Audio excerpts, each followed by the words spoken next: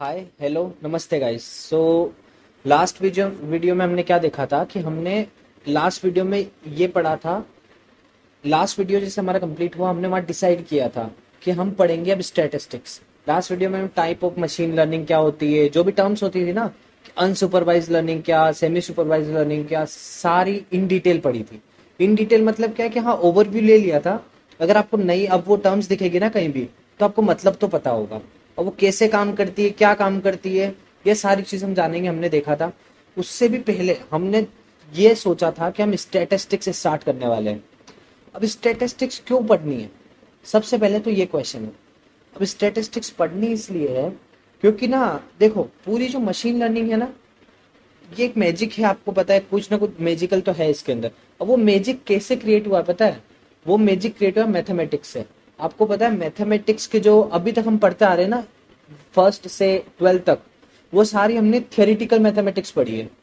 हमको पता नहीं है कि आइगन वेक्टर्स और आइगन वैल्यूज का क्या पावर है। हमको ये पता नहीं है कि वेक्टर्स का एक्चुअली मतलब वेक्टर्स कहाँ कहाँ ओरिजिनली यूज हो सकते हैं, मतलब प्रैक्टिकली यूज हो सकते हैं। स्टैटिस्टिक्स जो हमने ट्वेल्थ में पढ़ी थी, वो उतनी लेवल की पढ़ी थी कि हमको सिर्फ क्वेश्चन सॉल्व हो जाए हमसे एग्जाम्स में। हमने उस लेवल की पढ़ के उसको छोड़ दी थी। हमने कभी ट्राई नहीं किया कि एक्चुअली स्टैटिस्टिक्स मार्केट में आई क्यों। तो देखो, मशीन लर्निंग जो है ना, इस फील्ड में स्टैटिस्टिक्स हो गई है, लीनियर अलजेब्रा हो गई है, कैलकुलस हो गई है, ये पूरी जो मैथमेटिक्स है इनका इतने अच्छे से यूज हुआ है। मतलब पूरी जो मशीन लर्निंग है, it depends upon the mathematics, ये कहा जाता है।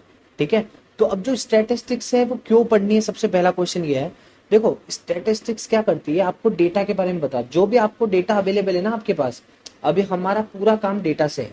मशीन लर्निंग में हमने क्या पढ़ा था कि हमारे पास एक आउटपुट वेरिएबल होता है और इनपुट वेरिएबल्स, मतलब इनपुट कुछ फीचर्स होते हैं, या फिर इनपुट में जैसे मान लो एज गिवन है, हमको इनकम प्रिडिक्ट करनी है, तो एज जो हो गया ना वो इनपुट हो गया, और जो प्रिडिक्शन करना है, आउटपुट जो निकालना है, वो हमको इनकम निकालना है, तो वो हमारा आउटपुट हो गया।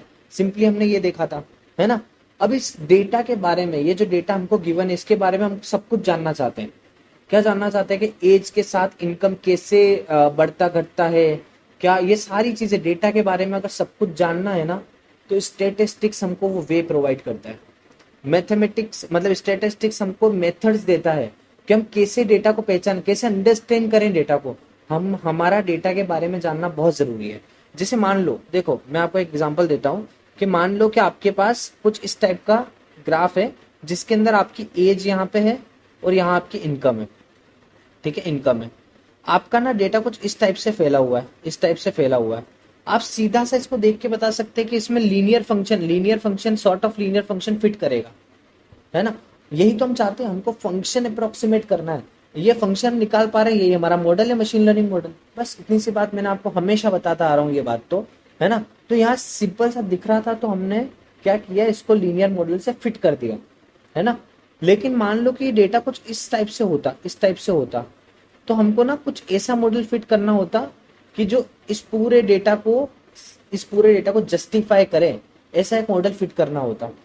तो आप जब मॉडल के बारे में आपको पता नहीं है कि आप फिट क्या करना है, आपको सबसे पहले डेटा की जानकारी होना जरूरी है। अगर मेरा डेटा नॉन लीनियर है, तो मैं लीनियर मॉडल फिट करके उसको ऐसा नहीं कर सकता कि भाई लीनियर मॉडल फिट करूंगा तो ऑब्वियसली वो मॉडल बहुत गंदा परफॉर्म करेगा। सिंपल है ना, ये ऑब्वियस है, मतलब कि ये तो होना ही है।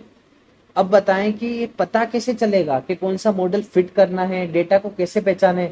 डेटा की अंडरस्टैंडिंग होना बहुत जरूरी है। तो ये अंडरस्टैंडिंग मिलेगी कैसे, क्वेश्चन है। ये अंडरस्टैंडिंग मिलेगी स्टैटिस्टिक्स से। अगर आपको स्टैटिस्टिक्स आती है ना, तो आप डेटा के अलग अलग फीचर्स के साथ आप स्टैटिस्टिक्स मेथड का यूज करेंगे और डेटा को आसानी से अंडरस्टैंड करेंगे। अब ये मेथड्स कौन कौन सी होती है, कैसे यूज करना है, क्या करना है, उस पूरी वो पूरी चीज जो है ना, वो पूरी चीज स्टैटिस्टिक्स में कवर होगी। ठीक है, अब डेफिनेशन जानते हैं, स्टैटिस्टिक्स की डेफिनेशन क्या है। डेफिनेशन ये है कि स्टैटिस्टिक्स जो होती है ना, is a branch of mathematics that deals with collecting, analysing and interpreting and visualising the data. It means what, हम डेटा को कलेक्ट करते हैं, एनालाइज करते हैं। एनालाइज का मतलब क्या हुआ, डेटा को जानते हैं, एनालाइज करते हैं, ग्राफ्स बनाते हैं, विजुअलाइज करते हैं, समझ रहे हो, विजुअलाइज करते हैं। इंटरप्रेट करना मतलब क्या हो गया, मतलब कि डेटा के बारे में कुछ बताना। वो सारी चीजें कब हम कर पाएंगे, with the help of statistics ये सब कुछ पॉसिबल होगा। तो ये डेफिनेशन यही बोलती है। सिंपल जो मैंने आपको बताया वही बात ये रिपीट हो रही है, ठीक है। अब स्टैटिस्टिक्स को ना दो मेजर एरियाज में डिवाइड कर दिया। कौन से मेजर एरियाज है? Descriptive statistics and inferential statistics. अब डिस्क्रिप्टिव, इसके नाम में ही देखो डिस्क्रिप्टिव क्या होता है। डिस्क्रिप्टिव उसके नाम में ही छुपा है सब कुछ, डिस्क्रिप्शन, ठीक है। डिटेल करना किसी भी चीज को।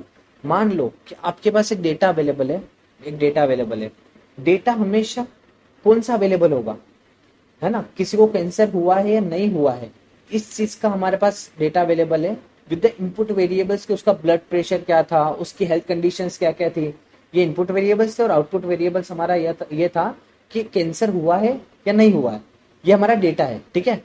इस डेटा में अगर हम इस डेटा का डिस्क्रिप्टिव एनालिसिस करें, इसका मतलब क्या है कि अलग अलग वेरिएबल, जैसे मान लो बीपी, ब्लड प्रेशर की मीन वैल्यू क्या होगी, सेंट्रल वैल्यू, ठीक है। मीडियन क्या होगा उसका, डिटेलिंग हम पता कर रहे हैं, डेटा के बारे में पता करना चाह रहे हैं। ये डेटा कौन सा, ये पास्ट है, ठीक है। डेटा हमेशा पास्ट है कि भाई पास्ट कैसे है, ये कैंसर हुआ था या नहीं हुआ था, ये बात करने वाले हम। तो जो पास्ट की स्टडी हम करते हैं ना, कि क्या हुआ था, कि हम कैसे हुआ था इसकी बात नहीं, हम क्या हुआ था उसकी बात करते हैं।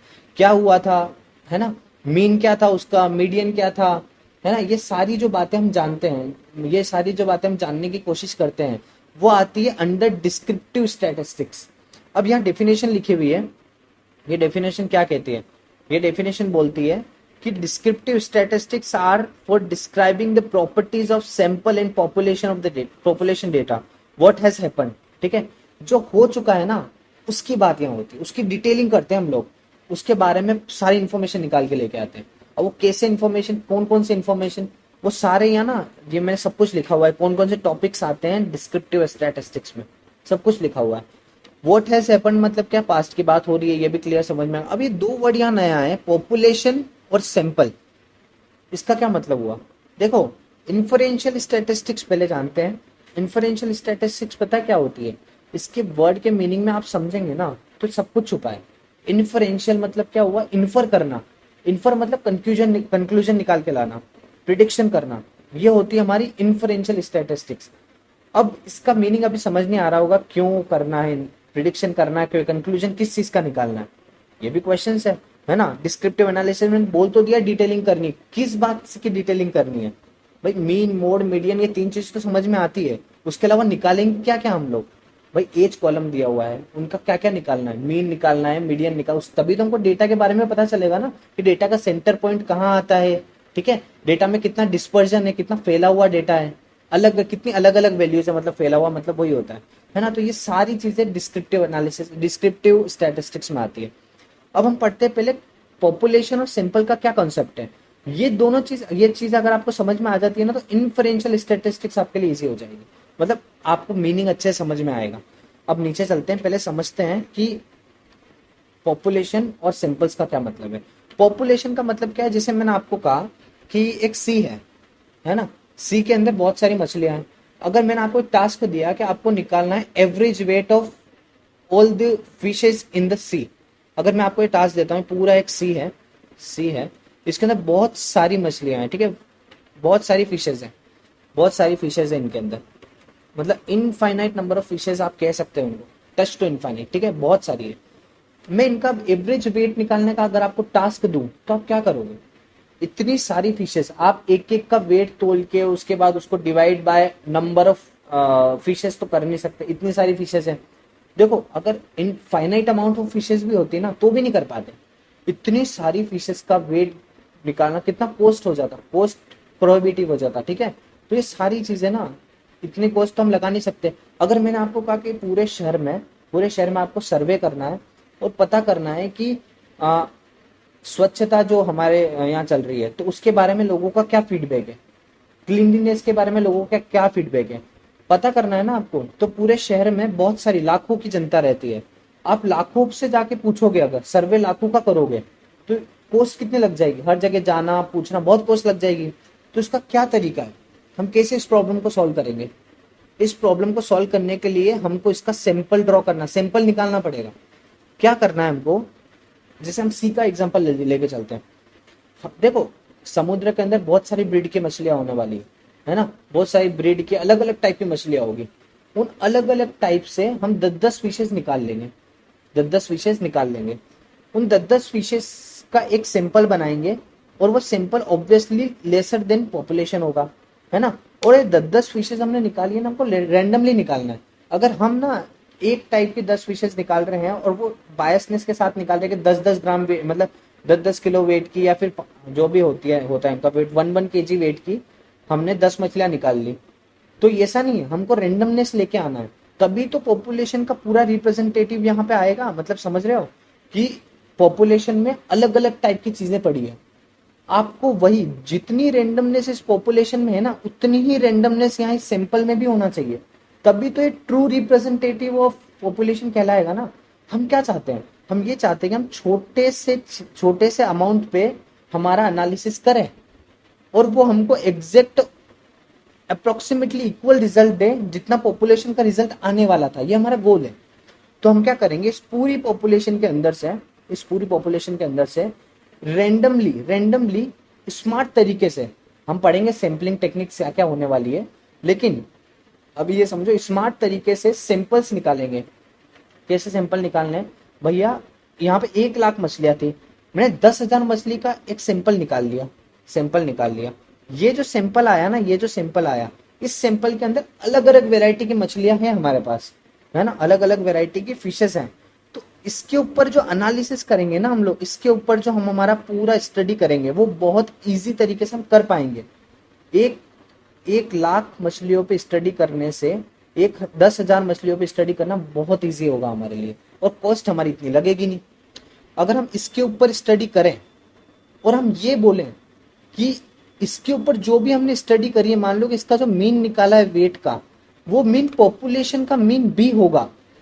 अगर हम ये एजम्पशन ले रहे हैं कि ये ऐसा होगा, तो इसको बोलते हैं इन्फरेंशियल स्टैटिस्टिक्स। मतलब क्या हुआ, हम इन्फर कर रहे हैं, हम कंक्लूजन कर रहे हैं कि जो मीन हमारे सैंपल का आया है ना, वही मीन हमारे पॉपुलेशन का भी आएगा। हम अजम्पशन कर रहे हैं, हम कंक्लूजन कर रहे हैं, ठीक है। इस कंक्लूजन या इन्फरेंस, जो इन्फर हमने किया है, उसको बोलते हैं इन्फरेंशियल। ये पूरी जो चीज है ना, ये हमने अभी तो बोल दिया, अजम्पशन दे दिया कि ये इसका भी मीन होगा, लेकिन इसकी प्रॉपर टेक्निक्स है, इसके प्रॉपर टेस्ट है।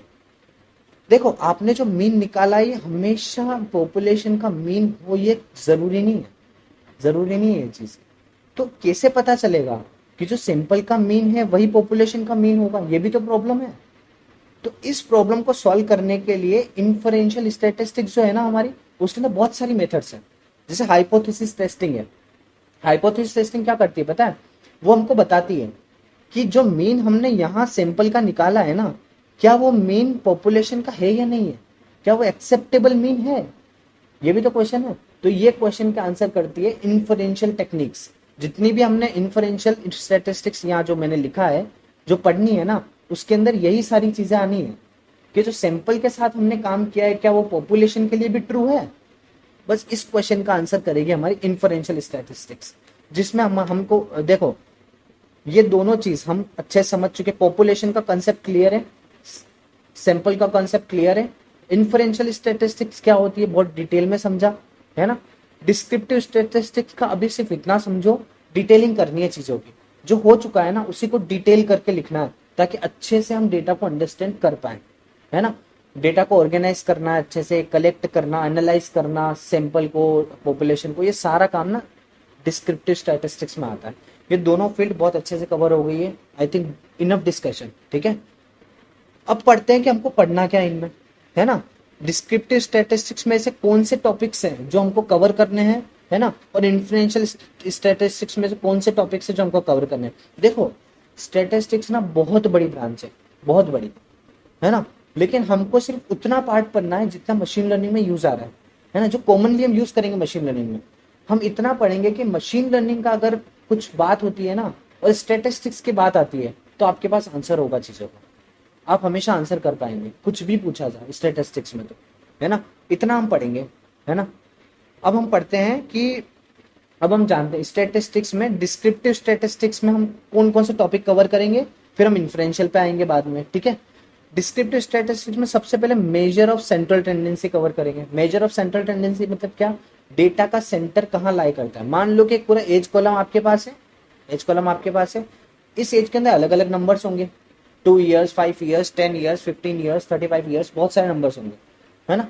इन सारे नंबर्स का मीन क्या होने वाला, मतलब एवरेज एज क्या है ना, मीन एज क्या है, मीडियन एज क्या है, एज में सबसे ज्यादा रिपीटेशन किस अमाउंट ऑफ एज का हो रहा है, 45 का हो रहा है बार बार रिपीटेशन, तो मोड बताता है हमको। तो डेटा का सेंटर पता करना है ना अगर, तो ये वाला पार्ट आता है, मेजर ऑफ सेंट्रल टेंडेंसी। उसके बाद मेजर ऑफ डिस्पर्शन मतलब क्या होता है, ये भी हम पढ़ेंगे। मेजर ऑफ डिस्पर्शन मतलब क्या होता है, डिस्पर्शन का मतलब होता है फैलाव, डेटा कितना फैला हुआ है। देखो ये इस चीज को आप अनसर्टेनिटी से कनेक्ट करो, कभी भी डेटा जो आने वाला है फ्यूचर में वो सर्टेन नहीं है, आपको अलग अलग वैल्यूज देखने को मिलेगी, है ना। जैसे एज हो गया, आपने रजिस्टर करते जा रहे हो आपके कस्टमर्स को, अलग अलग एज के कस्टमर्स आते जा रहे हैं, तो एज के बीच में जो डिफरेंसेस आते जा रहे हैं ना, पहले 2 years, 5 years, 10 years, 15 years, 25, कभी 80 years का भी आ जाएगा, है ना। तो जो आते जा रहे हैं ना डिफरेंसेस एज की वैल्यूज के बीच में, तो ये बताते हैं एज के पूरे कॉलम में फैलाव कितना है। तो फैलाव पता करना है ना कितना है, तो उसके लिए मेजर ऑफ डिस्पर्जन पढ़ना जरूरी है। उसमें हम रेंज कवर करेंगे, वेरिएंस क्या होता है वो कवर करेंगे, स्टैंडर्ड डेविएशन बहुत अच्छे से कवर करेंगे। इनके फॉर्मूलेज आपको कभी भी आप भूलोगे नहीं, ऐसा करेंगे हम लोग कि आप फॉर्मूला बनाओगे खुद, है ना, इतनी अच्छी अंडरस्टैंडिंग लेंगे। उसके बाद कोरिलेशन, जैसे मान लो एज और इनकम की अगर हम बात कर रहे थे, इनकम एज के साथ बढ़ रही है फिर उसके बाद घट रही है, ये एक ट्रेंड हम देख सकते हैं, जनरल ट्रेंड है ना। ये कोरिलेशन पता कैसे चलेगा, कौन किसके साथ बढ़ रहा है कौन किसके साथ घट रहा है, ये कोरिलेशन कैसे पता चलेगा, ये रिलेशनशिप पता कैसे चलेगी। उसके लिए हमारे पास मेथड है स्टैटिस्टिक्स में। कौन कौन सी मेथड है, हम पढ़ेंगे कोवेरियंस क्या होता है, कोवेरियंस दो अलग अलग कॉलम के बीच में क्या रिलेशन है, वो कोवेरियंस हमको बताएगा। कोवेरियंस मैट्रिक्स ये अब हम पढ़ेंगे ना तब समझ में आएगा, इसी से रिलेटेड चीज है ना। उसके बाद हम पढ़ेंगे पियर्सन एंड स्पेयरमैन कोरिलेशन।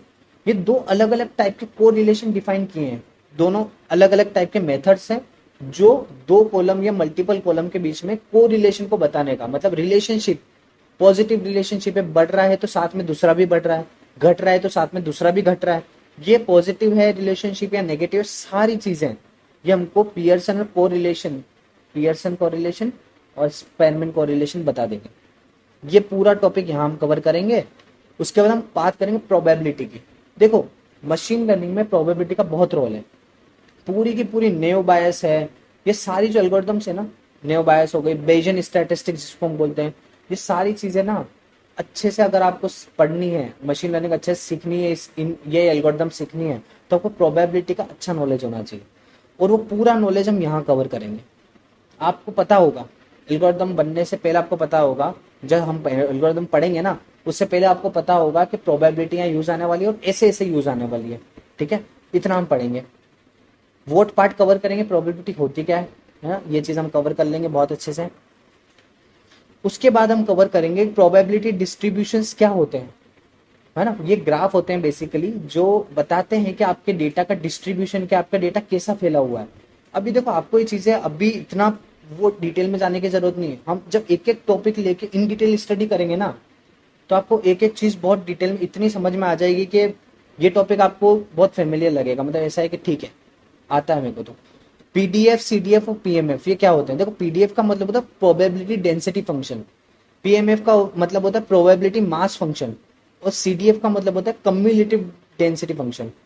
अब ये तीनों चीज, अभी जो तीनों नाम मैंने बोले हैं बहुत टेक्निकल है ना, ऐसा लग रहा है कि क्या टर्म्स बोल रहे हैं, लेकिन जब हम पढ़ेंगे ना तो ये चीज इन डिस्ट्रीब्यूशन से रिलेट होती है, आपको बहुत इजीली हम स्टेप बाय स्टेप पढ़ेंगे सारी चीजें, कोई प्रॉब्लम नहीं आएगी, ठीक है।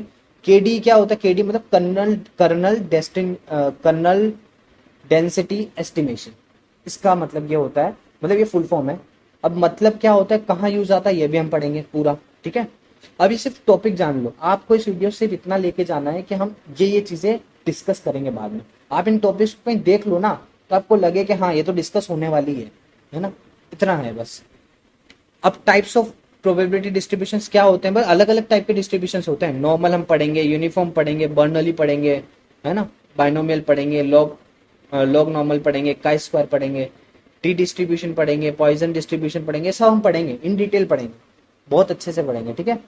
उसके हम जेड स्कोर पढ़ेंगे। जेड स्कोर बहुत अच्छा मेथड, मतलब आउटलायर डिटेक्शन। आउटलायर आपको समझ में आएगा अभी कि डेटा के अंदर जैसे मान लो कि एज का बात करते हैं। एज देखो, नॉर्मल जो एवरेज एज होती है वो होती 45, 50, 60 तक पहुंचता है, 80 तक भी पहुंचता है।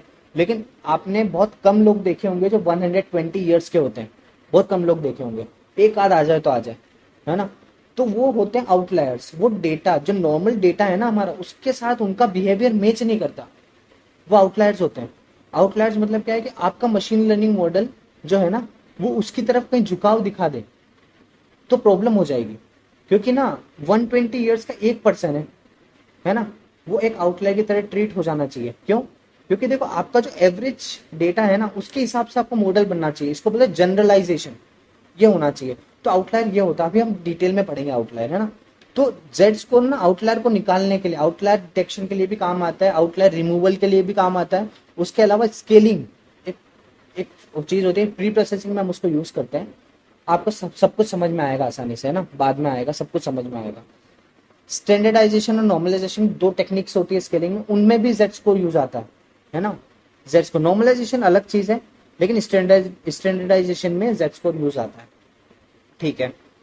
क्वांटाइल्स और परसेंटाइल्स, ये एक मैथमेटिकल कॉन्सेप्ट है जिसके बारे में स्टडी करना जरूरी है।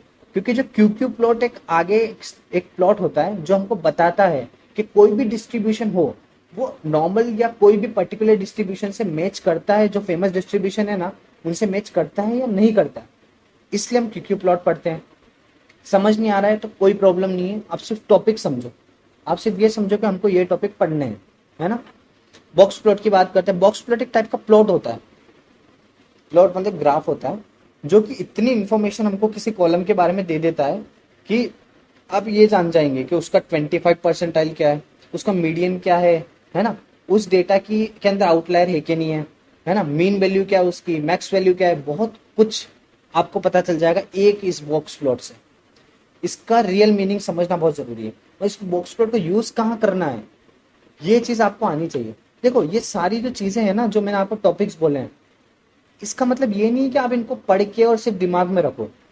गोल ये रहेगा कि आप इनको मशीन लर्निंग में यूज करो। आपको पता होना चाहिए कि मैं जिस डेटा के साथ काम कर रहा हूँ ना उसका बिहेवियर क्या है, ताकि आप मशीन लर्निंग मॉडल को पहले से ही प्रिडिक्ट करो कि ये मशीन लर्निंग मॉडल को यूज करना चाहिए यहाँ पे according to the behaviour of the data. ये मेरा गोल है आपको सिखाने का, बस, ठीक है। उसके अलावा देखो ये सारी चीजें डिस्क्रिप्टिव में आ गई।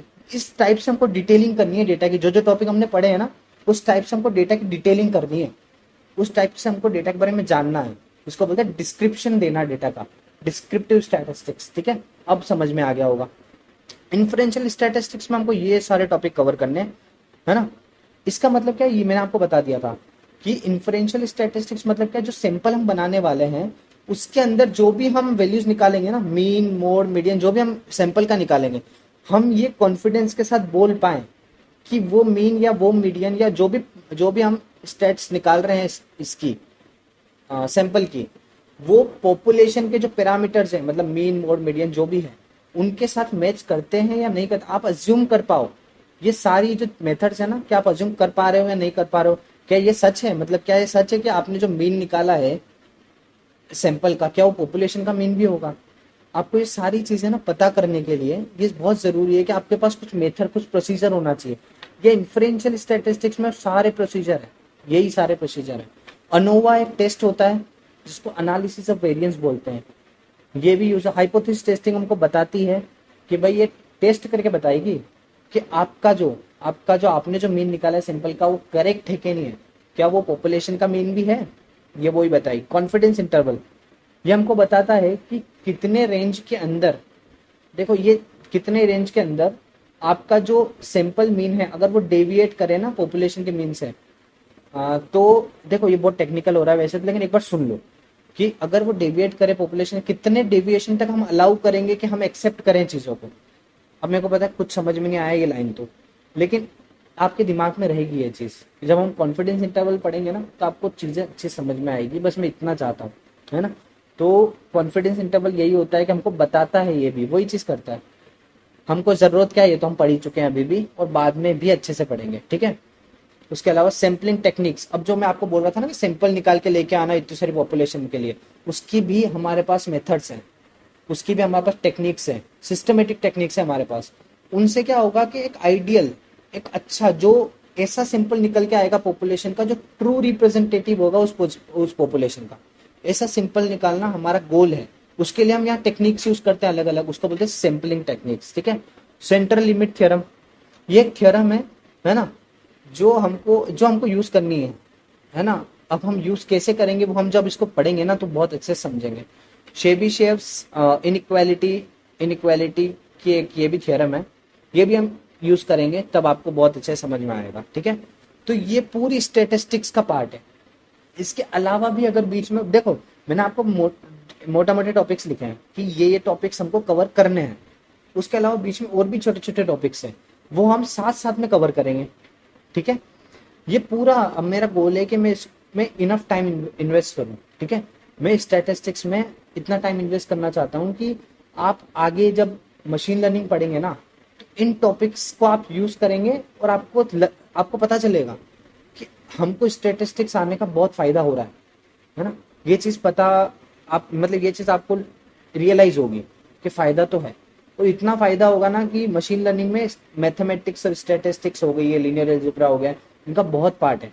आपका अगर फाउंडेशन स्ट्रांग होंगे ना तो कॉन्फिडेंस रहेगा।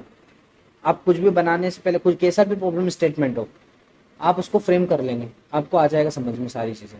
तो इसलिए स्टैटिस्टिक्स पढ़ेंगे हम लोग, बहुत अच्छे से पढ़ेंगे, ठीक है। तो अभी देखो रोड मैप मैंने आपके साथ डिस्कस कर लिया, स्टैटिस्टिक्स क्या होती है, एरियाज क्या होते हैं, सब कुछ डिस्कशन हो चुका है।